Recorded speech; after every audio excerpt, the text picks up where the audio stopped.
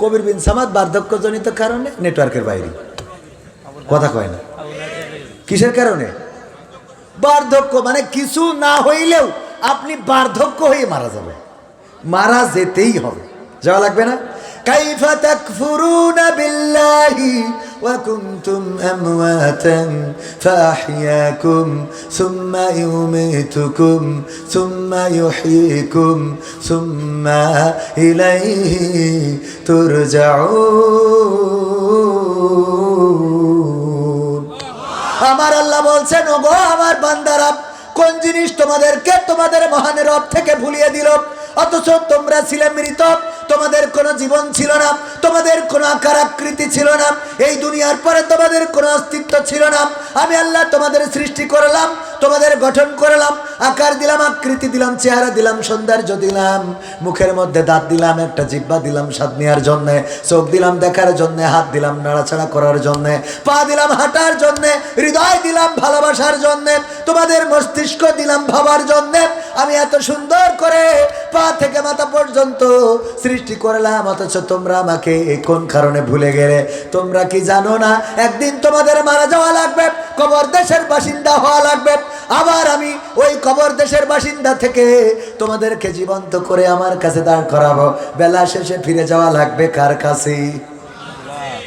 কার কাছে? আল্লাহর কাছে যদি ফিরতে হয়, একটু বুকে হাত দিয়ে চিন্তা করেন, আজকে যদি আমার মরণটা হয়ে যায়, বলেন আল্লাহর কাছে কি নিয়ে দাঁড়াবো? কি এমন আমল আছে কি আল্লাহর কাছে হাজির করে দেবেন? সারাটা দিন সকাল থেকে সন্ধ্যা পর্যন্ত চিন্তা করে দেখেন, একটু আত্মসমালোচনা করে দেখেন, কি আমল আপনার আছে? বরং বদ আমল দিয়ে ভরা। আমরা মুখে বলি এক কথা, কাজে করি আর একটা। ওরে আল্লাহ, বাংলাদেশে এখন আবার নতুন করে ভাই ভাই আমরা একসাথে আন্দোলন করলাম 16 বছর ধরে, আবার কি হয়ে গেল রে? ভাইয়ে ভাইয়ে দ্বন্দ্ব বাইতেছে না বাঁধে নাই? কুপাকুপি আছে না নাই? কয় চালাই দাও, কয় দোষদের ঘাড়ের পরে মারিয়ে দাও, কথা কয় না। আবার সার্চ করলে দেখা যায়, কিছুক্ষণ আগে আমার ছাত্র শিবিরের ভাইরা এসেছিল, ফুলতলার সভাপতি এসে বলল, কবির ভাই আমাদের মাহফিলের এই কর্নারে একটা স্টল করা হয়েছে, বইয়ের স্টল, বইয়ের না, বইয়ের কিসের? বইয়ের স্টল। এই বইয়ের স্টলে অনেক ইসলামী বই রয়েছে, তাফিমুল কোরআনও থাকতে পারে, অন্যান্য যত ইসলামী বই যেগুলো আপনাদের রুকন সিলেবাস, সাথী সিলেবাস, অনেক বই আপনাদের লেগে থাকতে পারে, যেই বইগুলো ওখানে পাওয়া যাচ্ছে। আমাদের এই জাতীয় ইসলামী আন্দোলনের ছাত্র সংগঠন তারা বই বিক্রি করে স্টলে স্টলে, আর আমরা দেখি অনেকের ওই যে কারজালায় সার্চ করলে এইরকম বড় বড় মাথা বাঁকা কলম পাওয়া যায়, ঠিক না বেঠিক? বড় বড় মাথা বাঁকা কলম, আর কিছু কলমে ঠাস করলি লিখা বেরোয়, কি কিছু কলমে চাপ দিলি লিখা বেরোয়, কথা কয় না? কি লিখা বেরোয়? ইতিহাস লিখা হয়। কি লিখা হয়? এই কলম পাওয়া যায়, এই রাম বড় বড় মাথা বাঁকা। সব দোষ আমাদের মানি, কিন্তু বহিষ্কার হয় আবার নিজেদের লোক। কারণটা কি? আমি বললাম, ভাইয়েরা, ভাইয়ে ভাইয়ে দ্বন্দ্ব করা যাবে না। যদি ভাইয়ে ভাইয়ে দ্বন্দ্ব করেন, 16টা বছর একসাথে রাজপথে থেকেছেন, ওই আইনুদ্দিন আল আজাদ ভাইয়ের গান বলা লাগে, একই পথে চলেছি, একই সাথে চলেছি, একই সুরে গেয়েছি গান, মিলে মিশে থেকেছি এমনই যেন এক দেহ এক প্রাণ। আজ কত দূরে কেবা কোন শহরে, আজ কত দূরে কেবা কোন শহরে আমরা আছি, আমি আছি সাথে যেন বন্ধু, ভুলে যেও না কখনো। এতদিন একসাথে থাকলাম, একসাথে মিছিলে, সংগ্রামে, রাজপথে, এখন হঠাৎ করে কি হলো? একজন আর একজনের দেখতে পাচ্ছে না, যেন 203 যুদ্ধ বেঁধে গেছে, কথা কয় না। আমরা কি এই দ্বন্দ্ব চাই? এই দ্বন্দ্ব যদি করেন ক্ষতিটা হবে। খুলনা, চেচুড়ি, ফুলতলা থেকে যশোরে গেছিল 3 জন, এখানে কালী মন্দির আছে না, ওরে বাবা আছে মানে কি, আমি এই যে আসলাম ওখানে ওই যে হিন্দুদের বিয়ের গেট করা রয়েছে, যারা এই রাস্তায় এইছেন দেখেছেন, আমার গাড়ি দেখে তো ওরা স্লোগান দিচ্ছে, বলছে দে বাড়ি, বার চলে এসেছে। আমার সপসঙ্গী যারা ছিল ওরা জানে, বলছে বাস চলে গিয়েছে, হ্যাঁ আমাদের বলছে দে বাড়ি কুপা। আমি চিন্তা করলাম টুপি না থাকলে টোকনটা থাকলে মনে হয় পড়ি বাড়ি যাইতে পারতাম। আল্লাহ ভাগ্যে নেই, ভাগ্যে নেই রে, একদম হাতের কাছতে ভকসাই গেছে।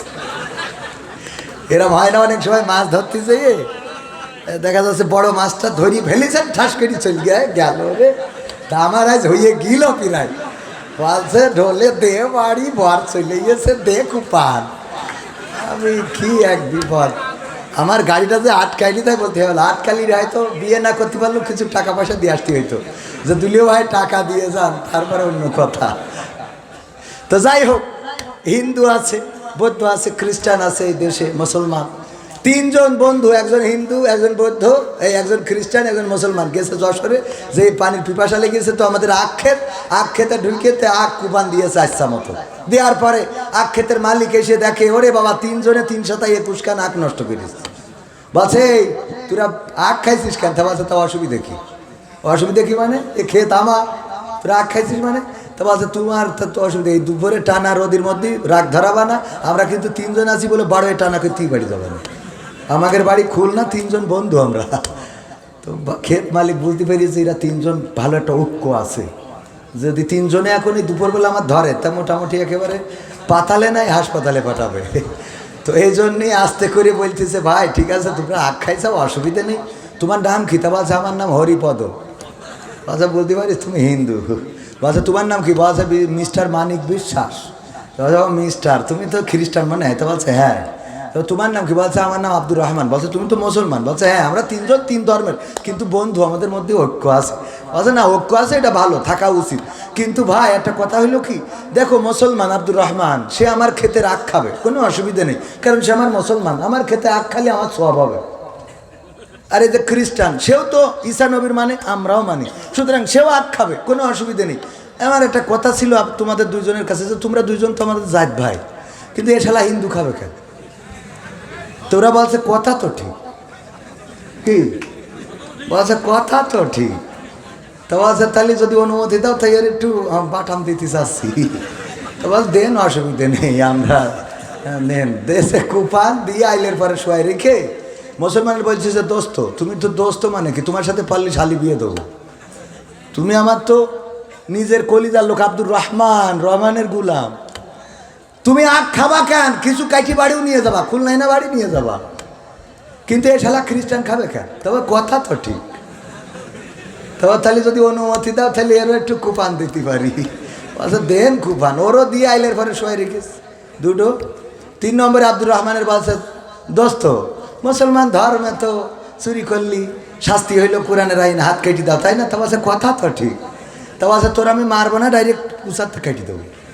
শালা তুই আখ খালি কেন? তুই মুসলমান হয়ে অনুমতি নিয়েছিস? ও তখন বুঝতে পারিস তাহলে এতক্ষণ ধরি কথা তো ঠিক বলেই তো পড়েছি বিপদে।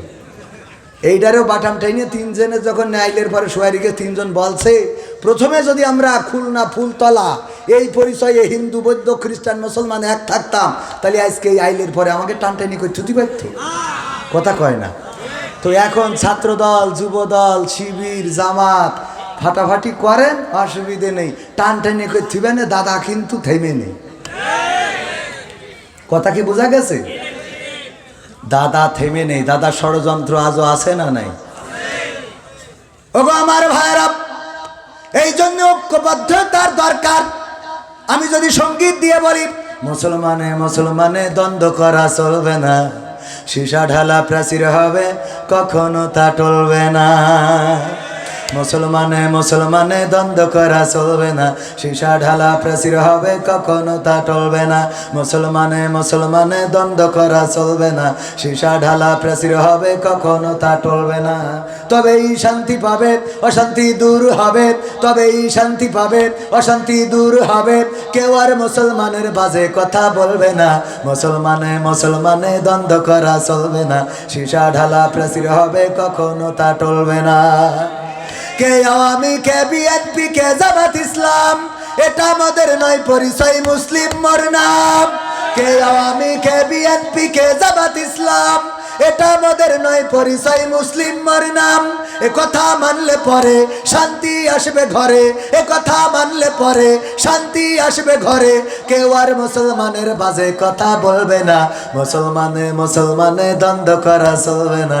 সীসা ঢালা প্রাচীর হবে কখনো তা টলবে না, মুসলমানে দ্বন্দ্ব করা চলবে না।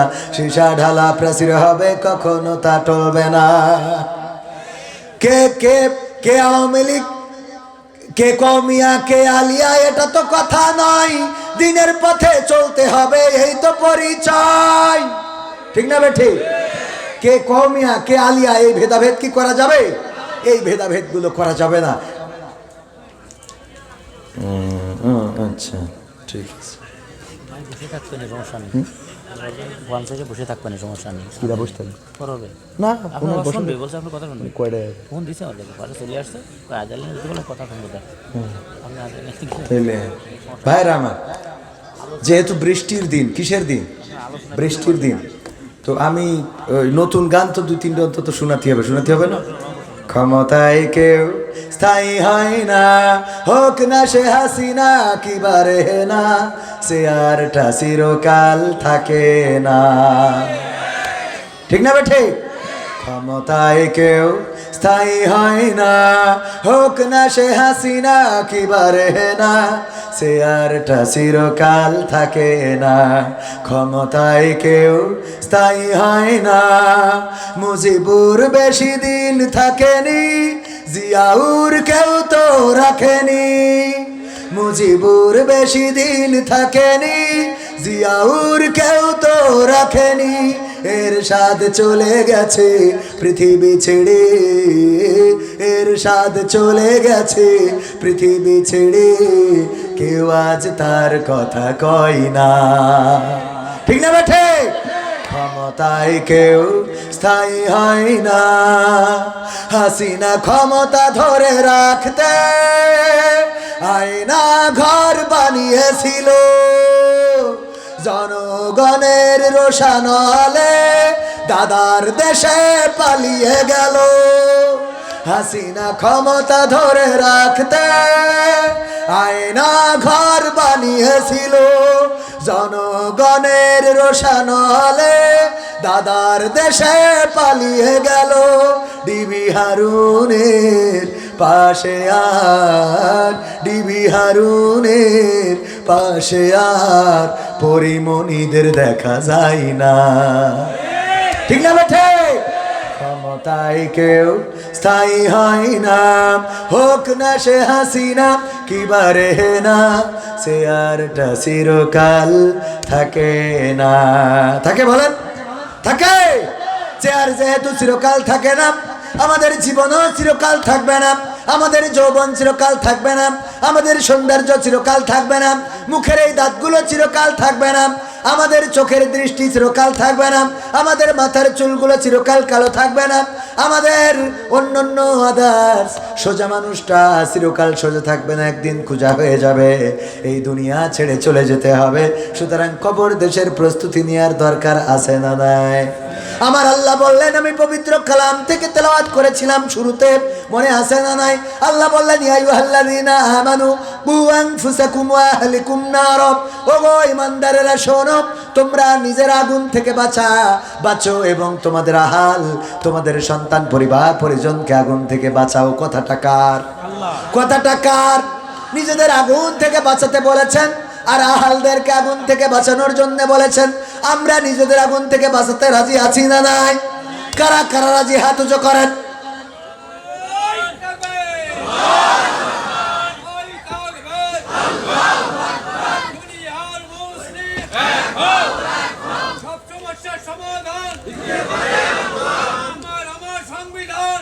সম্মানিত ভাইয়েরা, যাই হোক, আমরা যদি জান্নাত চাই, আমরা যদি নিজেরা জাহান্নাম থেকে বাঁচতে চাই, সন্তানদেরকে বাঁচাতে চাই, তাহলে কিছু ভালো কাজের দরকার আছে না নাই? আমার মনে হয় আল্লাহ যেটা বলেছেন যে ইন্নাল্লাহা আশতারা মিনাল মুমিনিনা আনফুসাহুম ওয়া আমওয়ালাহুম বিআন্না লাহুমুল জান্নাহ, যে তোমরা মাল দাও জান দাও আমি জান্নাতটা বেঁচে দেবো। এইটাই মনে হয় ভালো, আমার মনে হয়, তাই না? এ ব্যাপারে আল্লাহ বলেছেন ইয়া আইয়ুহাল্লাযীনা আমানু হাল আদুল্লুকুম আলা তিজারাতিন তুনজিকুম মিন আযাবিন আলীম। ওগো ঈমানদারেরা, আমি তোমাদের একটা ব্যবসা ধরাই দিই, এই ব্যবসা করলে তোমরা কঠিন জাহান্নামের আযাব থেকে বেঁচে যাবে। আল্লাহ বলছে যে নিজেরা আগুন থেকে বাঁচো, সন্তানদেরকে বাঁচাও। এই কথা বলে আবার সূরা সফে বলছে যে আমি একটা ব্যবসা ধরাই দিচ্ছি, যে এই ব্যবসা করলে আযাব থেকে বাঁচতে পারবা। কথা বোঝেননি? সেই ব্যবসাটা কি? তুমিনুনা বিল্লাহি ওয়া রাসূলিহি ওয়া তুজাহিদুনা ফি সাবিলিল্লাহ বিআমওয়ালিকুম ওয়া আনফুসিকুম। মাল দিয়ে জান দিয়ে আল্লাহর জমিনে আল্লাহর দিন, আল্লাহর প্রতি ঈমান, রাসূল, এটা তো সবাই জানা কথা। এ তো আমার মনে হয় আমার মতো হুজুর এ নিয়ে ওয়াজ করার দরকার নেই। তো সবাই জানেন, লাস্টের টুক বলি, সেটা হলো যে মাল দিয়ে জান দিয়ে আল্লাহর দিন কায়েমের জন্য চেষ্টা করতে হবে। এই মাদ্রাসা দিয়ে এই দেশে আলেম তৈরি হয়, ঠিক না বেঠিক? যে আলেমগুলো ইসলামের পক্ষে দিনের পক্ষে কাজ করে বেড়ায়, কথা বলে বেড়ায়, সুতরাং আমরা তাদের পক্ষে থাকার দরকার আছে না নাই? তো এই মাদ্রাসার সৌন্দর্য আপনাদের জন্য, পাঁচিলের প্লাস্টার বাকি, আরও উপরে কিছু কাজ বাকি, মাদ্রাসার আরও যত কাজ আছে আমি আপনাদের কাছে একটু হাত বাড়াচ্ছি। আমি ব্যক্তিগতভাবে না দিয়ে শুরু করছি না, কারণ আমার আল্লাহ যেটা পছন্দ করেন না, যে নিজেরা বলবা নিজেরা করবা না, তা হবে না, তা হবে না। সুতরাং আমি শুরুটা করে দিলাম, যাই দিই, আল্লাহ আমার দানকে কবুল করুন, বলেন আমিন। এখন আপনাদের কাছে একটু হাত বাড়াচ্ছি, 5,000, 10,000 ইট, রড, সিমেন্ট, বালু, যে যা পারেন আপনাদের কাছে। আমাদের অধ্যাপক মিয়া গুলাম পরোয়ার হাফিজাহুল্লাহ উনি আসবেন শায়েখ জামাল উদ্দিন হাফিজাহুল্লাহ। তো 5,000, 10,000 টাকা দেওয়ার মতো কোন আল্লাহর বান্দা আছেন? এখন আমি গান শোনাবো, এমপিরা সব কোথায় গেল, শুনে যাবে না? গণতন্ত্রের একটা গান আছে, এই গান একবার আওয়ামী লীগের আমলে গাওয়ার কারণে স্টেজতে এমন তাড়া করিল যে জুতো পাই দেওয়ার টাইম পাইলাম না। তো এই গানটা একটু শোনানোর দরকার আছে না? মানে একবার বলছে যে উস্তাদ কোন গানটা শোনাবো, বলছে যে গানটা গাওয়ার পরে পুলিশ তোমার 50 টাকা জরিমানা করিল, ওইটা শোনাবো। তা আমার গানটা হলো এরকম, যে গান গাওয়ার পরে স্টেজতে তাড়ায় করলো, তার সাথে জুতো পাইতে টাইম পেলাম না, ওই গান শোনাবো আজকে। কথা কয় না, তাই একটু টাকা দেন শুনে। বলছে কি, ওই যে মুজিবারের বলছে তুই চুরি করেছিস কে? বলছে ভাই অভাবে।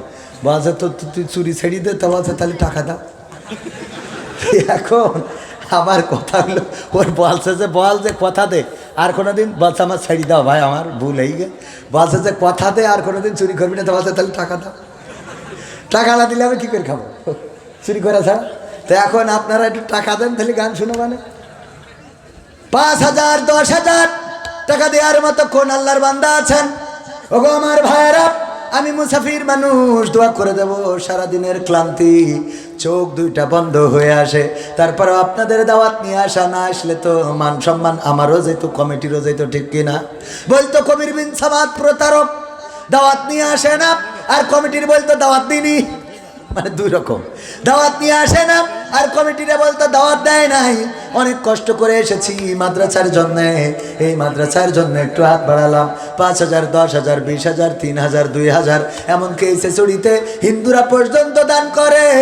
গত বছর অনেক হিন্দু টাকা দিয়েছে, ইট দিয়েছে, রড দিয়েছে, সিমেন্ট দিয়েছে। আমি দেখেছি কোন আল্লাহর বান্দা আছেন 5,000, 10,000 টাকা দিবেন। নগদ পারলে নগদ দেন, বাকিতে পারলে বাকি লিখিয়ে দেন, তবে পরে দিয়ে দিবেন। যদি সম্বল না থাকে তাইলে দেওয়া লাগবে না। ভালো কাজের নিয়ত যদি করে সওয়াব দিয়ে দেন। কে ভালো কাজের নিয়ত করলে সওয়াব আছে না নাই? ভালো কাজের নিয়ত করলেন, আল্লাহ সওয়াব দিয়ে দিলেন, পূরণ করতে পারলে আবারও সওয়াব, ডাবল সওয়াব। মা বোনেরা এসেছে, তা কি উকে নামাজ যাওয়া লাগবে? প্রজেক্টর আছে, ও তো বলে দিলে হবে। মা বোনেরা আপনারা একটু নাম লিখে লিখে পাঠাই দেন, কারণ পুরুষরা তো দিচ্ছে না। দেবে কি? ওই যে লাইলাতুল ফেব্রুয়ারি গেল না, ওই দিন তো সব ফকির করতেই দিয়ে গদ খালি যেয়ে ফুল কিনে দোবারা ফকির ফেলেছে। এই জন্যে আপনারা দেন, পুরুষরা দেবেন, আপনারা দেন। মা বোনেরা, কোন মাটিতে তৈরি রে তুই মা, কোন মাটিতে তৈরি রে তুই মা, কোন মাটিতে তৈরি রে তুই মা, কোন মাটিতে তৈরি রে তুই মা। নাম বলে নাই, একজন আল্লাহর বান্দা 500 টাকা নগদ করলো দান। আল্লাহ বাড়িয়ে দাও, সম্মান দেখায় দিয়ে দাও, মনের স্বপ্ন পুরা করে দাও। আপনজন যারা কবরে, কবরগুলো ক্ষমা করে দাও। আল্লাহ পরকালে জান্নাতের বাসিন্দা করে দিও। তারপরে কে? আমার জিহাদ হাসান ভাই সৌদি আরবে থাকে, আমার ভালোবাসার মানুষ, গতকাল থেকে আজ পর্যন্ত ওনার সাথে কথা বলতে বলতে মাহফিলে এসেছি। 1000 টাকা সৌদি আরব থেকে 1000 টাকা আয়াতুল গাজী মা বাবার জন্য দোয়াছে 1000 টাকা দিল। আমার জিয়াদ ভাই 1000 টাকা, আয়াতুল গাজী 1000 টাকা। আল্লাহ দানকে কবুল করে। একজন কি নাম? বিল্লাল ভাই 500 টাকা নগদ করলো দান, আল্লাহ বাড়িয়ে দাও সম্মান। গোলাম হোসেন শেখ জামিরা 1000 টাকার নগদ, আল্লাহ নগদ টাকা দান করলো। দানকে কবুল করে নাও, নেখায়াত দাও, মনের স্বপ্ন পুরা করে দাও।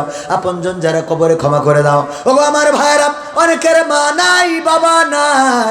মা থাকলে একটা শাড়ি কিনতে 1000 টাকা লেগে যেত, বাবা থাকলে একটা লুঙ্গি কিনতে 500 টাকা লেগে যেত।